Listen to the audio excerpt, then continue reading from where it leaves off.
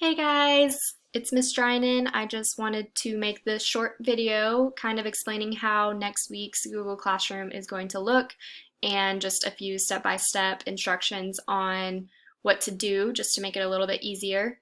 So when you get onto your Google Classroom, it will look like this, except you will not be in Miss Hawkins' class. You are only going to be in mine. We are not using the fourth grade Azle ISD Google Classroom anymore. That was just for this past week. Now we are only going to be using mine. So I will have the assignments in my Google Classroom that you need. So when you click on My Classroom and you go to classwork, you will have everything that you need for this upcoming week. Up here are additional resources and an outline just kind of showing what you need to do for this upcoming week. Just kind of breaks it down a little bit simpler so you know that you've done everything.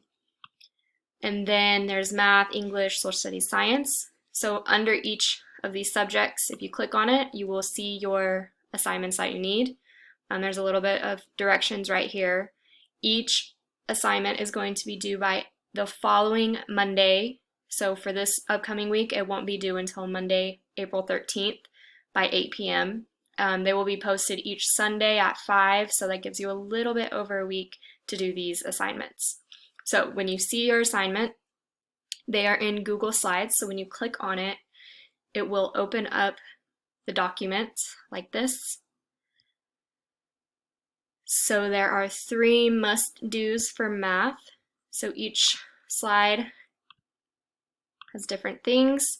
Now how you will work on it is wherever it says type here, that's where you will type your answers. So if I click on it and I want to answer something, you can answer it. It will automatically save up here. All changes are saved in your drive, so you don't have to go and save it each time that you're working on it.